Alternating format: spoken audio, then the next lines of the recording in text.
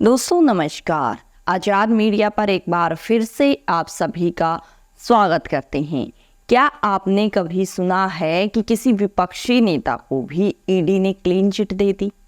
नहीं सुना होगा दोस्तों, क्योंकि क्लीन चिट उन्हीं नेताओं को मिलती है दरअसल जो बीजेपी की जो वॉशिंग मशीन है उसमें वॉश होकर निकल जाते हैं। यानी कि सीधे शब्दों में बात करें तो बीजेपी के साथ गठबंधन में जो रहते हैं उनको क्लीन चिट मिलती है।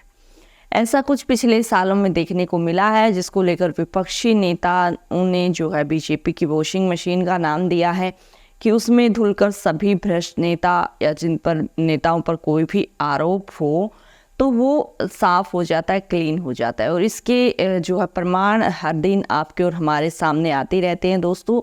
आज भी ऐसा ही हुआ है। एक और बड़े नेता, गठबंधन में बहुत ज़्यादा महत्वपूर्ण, लोकसभा में टीडीपी के नेता चंद्रबाबू नायडू, उनको जो है ईडी ने क्लीन चिट दे दी है।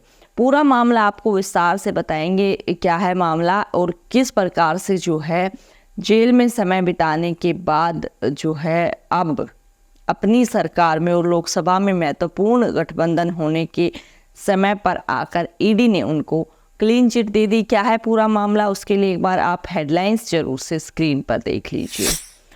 मोदी के साथ चलिए, घोटालों में क्लीन चिट लीजिए। पीएम के खेवनहार इस सीएम को करोड़ों के कौशल विकास स्कैम में मिली संपूर्ण राहत।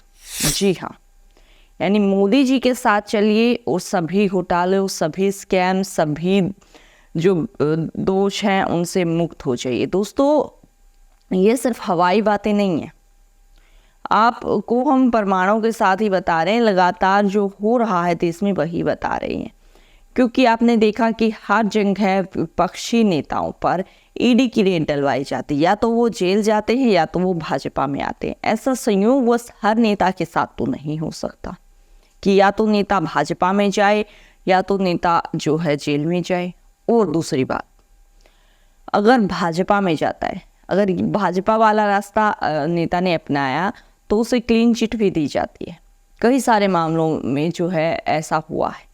और अब जो है विपक्ष ने चंद्रबाबू नायडू की क्लीन चिट को लेकर भी कटाक्ष किया।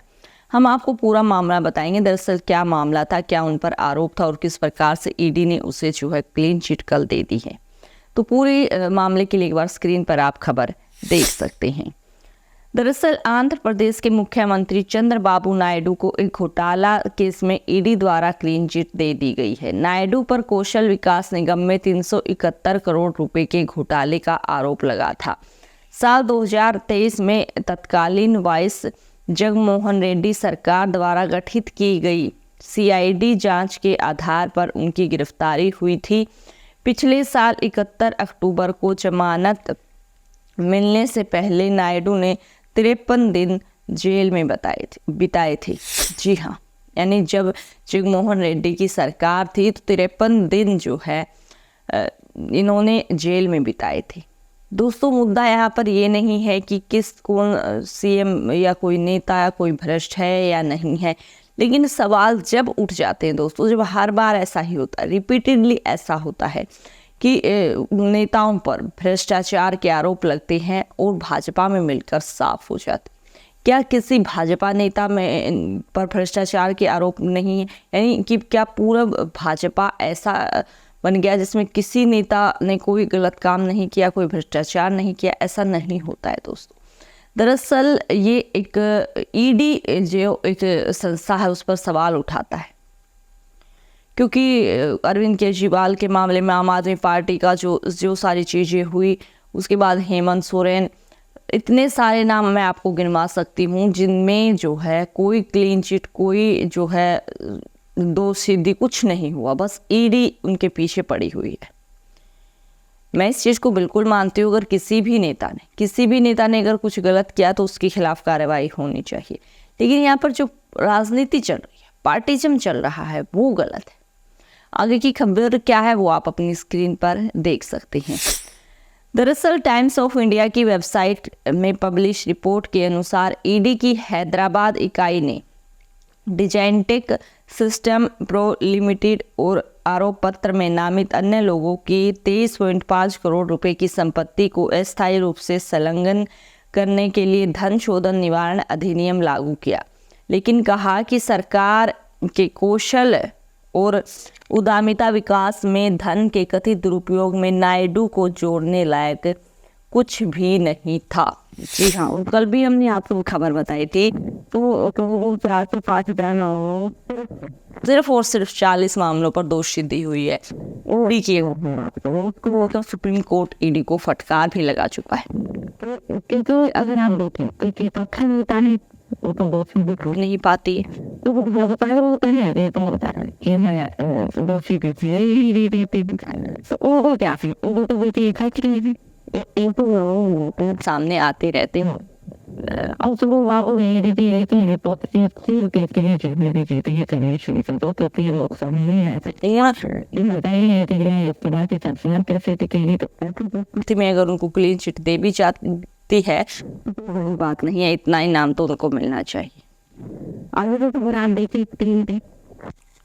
इस मामले को लेकर वरिष्ठ पत्रकार समीरा मिश्रा ने फेसबुक पर लिखा कि ईडी ने चंद्रबाबू नायडू को स्किल डेवलपमेंट कॉरपोरेशन घोटाले में क्लीन चिट दे दी है। इसी मामले में पिछले साल 53 दिनों तक उन्हें जेल में रहना पड़ा था। नायडू अब आंध्र प्रदेश के मुख्यमंत्री हैं।